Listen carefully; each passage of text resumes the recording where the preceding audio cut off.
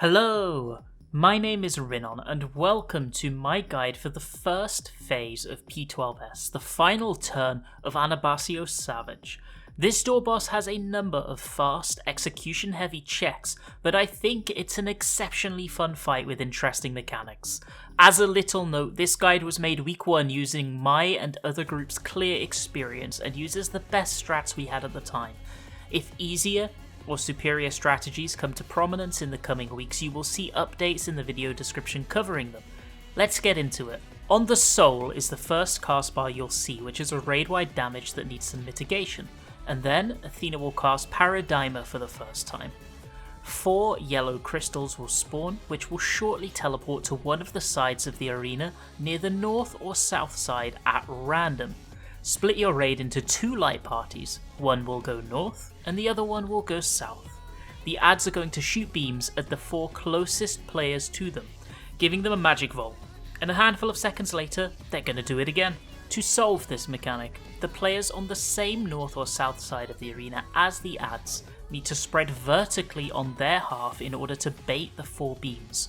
Then they will run through to the other side of the room, and the other light party will come through and spread in the same positions to take their place and bait the second set of beams. You can also utilise double tank invulns on this mechanic to prevent the rest of the party needing to deal with it. Simultaneously to this, the boss will telegraph Trinity of Souls. You need to watch her wings as they light up one after another for a total of 3 times. The boss will then cleave in order the halves of the arena where her wings were lit up, so avoid as needed. There is one twist here compared to normal though.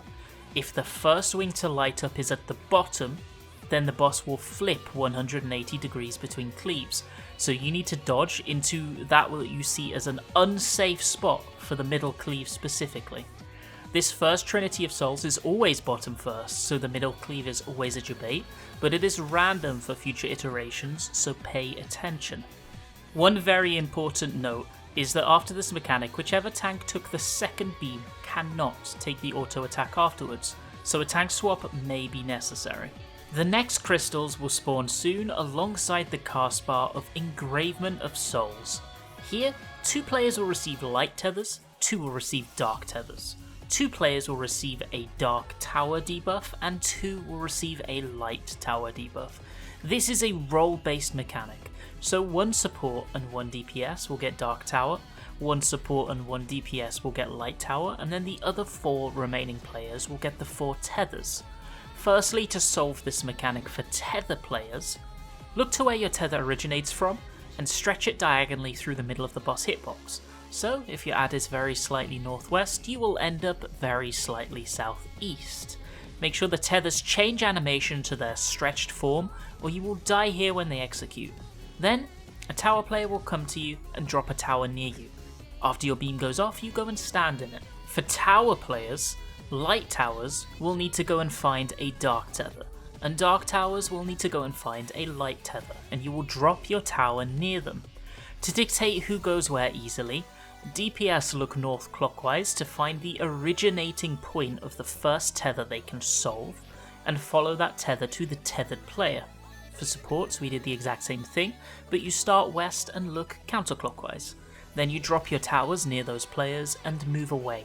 Lastly, all 8 players need to check north, as 2 adds will dash and shoot line AoEs through the middle of the room after this mechanic resolves, so avoid them as necessary. There will always be 2 safe columns.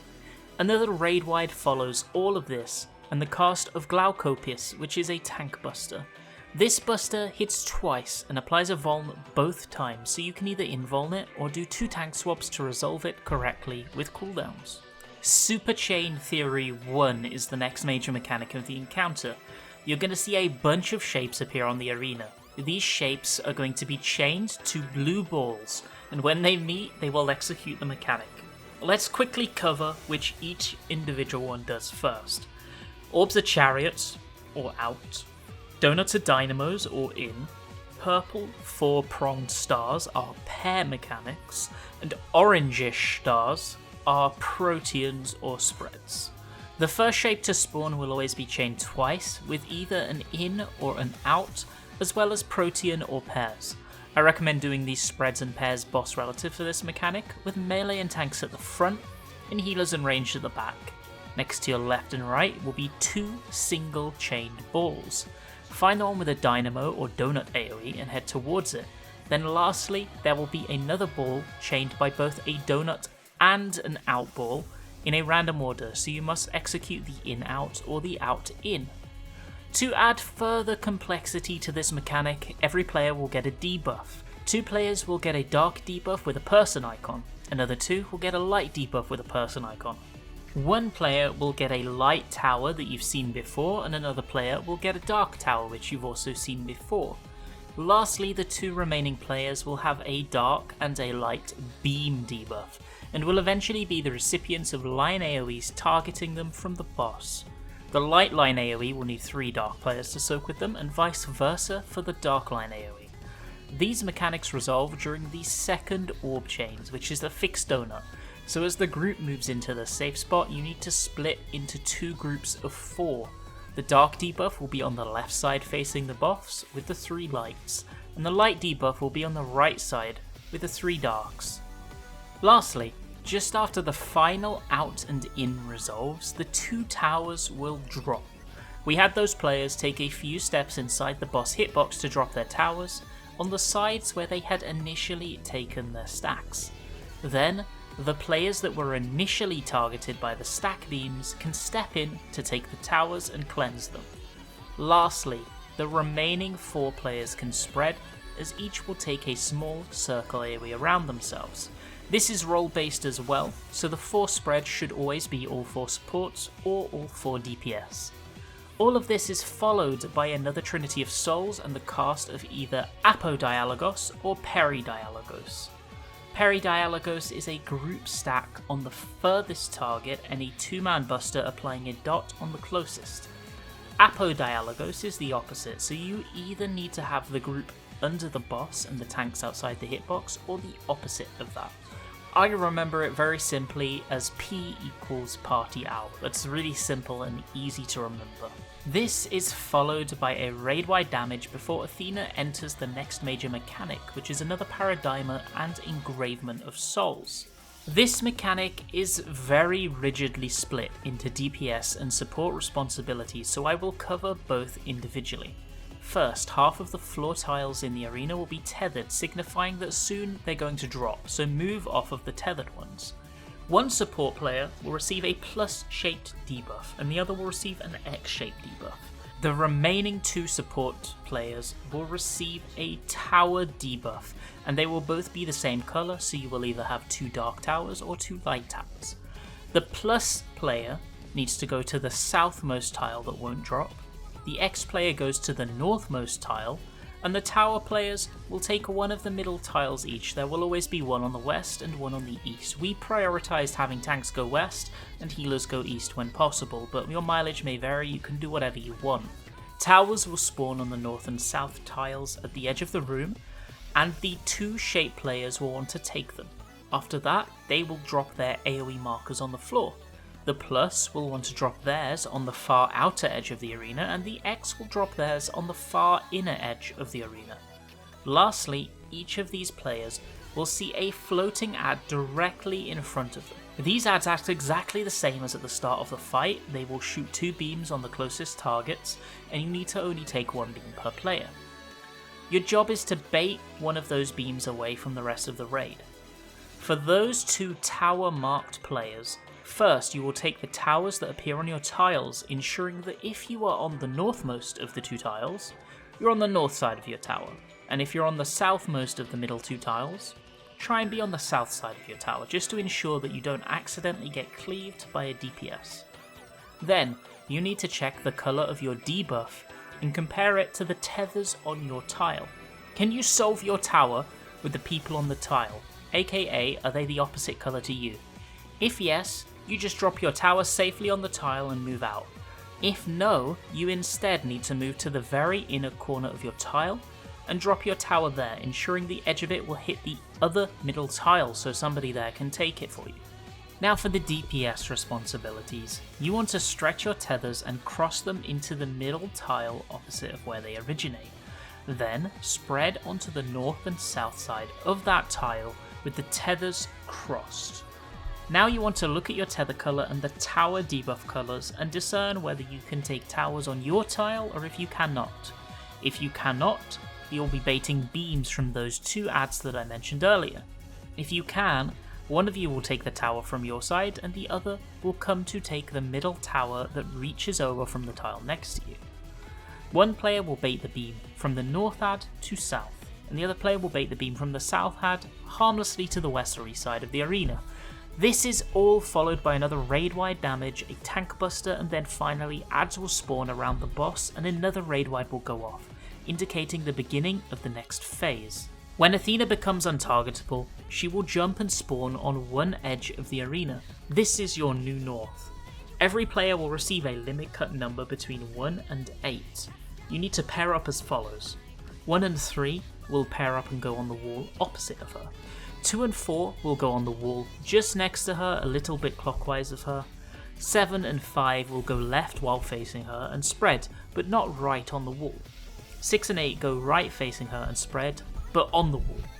The boss will shortly dash through the middle of the arena towards 1 and 3, and as she does that, 2 and 4 can take a little step back so they're standing exactly where she initially was before she dashed. This phase involves various alterations of the boss dashing at each limit cut target in order, hitting them for damage and dropping a bleed puddle on impact, and an add in the middle, periodically shooting 2 beams out that need to be baited by players that aren't about to, or didn't just have, dealt with the boss dash.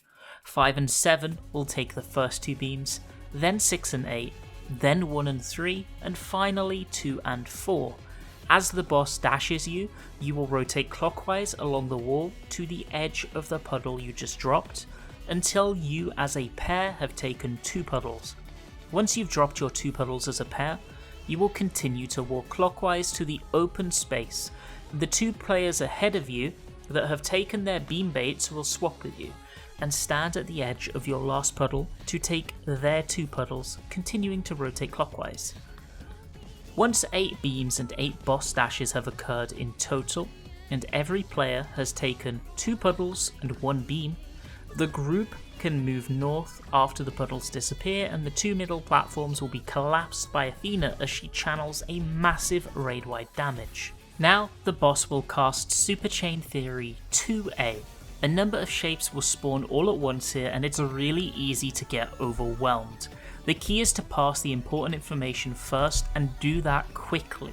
The first thing you want to do is look at the north and the south ball. One of them will have a pairs chain, and that's the one you're going to go to first. Then you're going to look at the long chain, which will either be a pairs or a protean spread, and you will want to see if it is on the same ball that you are on or the opposite ball. This will dictate if you're going to run all the way through the boss to the other side of the arena, or if you will go to the middle of the room and then back to where you came from. Now you want to look at the boss wings and determine the 3 safe spots, as you will need to remember them and execute them during this single movement. The first pairs will go off, and then you will walk to the middle of the room while dodging the boss cleave. And after the dynamo or donut AoE that happens in the middle of the room, you will either continue walking through, or you will walk backwards while dodging the next boss cleave depending on where the last spread or pairs is. Then finally you will want to execute the final spread in pairs after the 3rd cleave occurs. This all happens super fast, and discerning what you have to do is the key difficulty in this mechanic, rather than actually executing it. Following all of this, the boss will either do a group stack in or out with a 2-man tank share, the same as you saw in the middle of the fight, followed by a raid-wide damage, before the final major mechanic casts in Super Chain Theory 2B. More shapes will spawn, and you are first going to look for the donut on the north or the south of the arena, and the group will go to that to set up their initial positions. Next up, you're going to look towards the west and east balls. One of them is tethered with a spread or a pairs. After you dodge the donut, you need to head in that direction and move out of the middle to dodge the line AoE coming from the boss. Then once you've done that, you will either spread in your proteans or go into your pairs. While you are spreading or going into your pairs, you want to check north. as shortly afterwards 2 adds are going to shoot through the arena as you've seen before, leaving 2 unsafe columns, so you will do your spread or pairs and then you will dodge to the safe columns. As you dodge these adds, look back in the north and south once again. One of the balls will have 2 chains and one will have 1 chain. They both have out AoEs applied to them via the chains, but one of them will also have a pairs or a spread. So you're going to go to the one that has 2 chains and you will execute the out and pairs or the out and spread. Then finally, you run to the one tile that won't be dropping. Remember, if you LB3 in a bad position while there's only 1 tile up, see ya! Following all of this, the boss simply does 2 raid-wide damages into 2 auto attacks and then instantly enrages. I think the enrage on this encounter is actually extremely lenient, so just focus on executing the mechanics as cleanly as possible and don't worry too much if you miss a step on your rotation. I really hope that this guide was at least a little bit helpful to you, and if you have any questions at all, please feel free to ask in the comments section. I hope you all have a fantastic rest of your days, good luck with your clears, and good luck with Phase 2.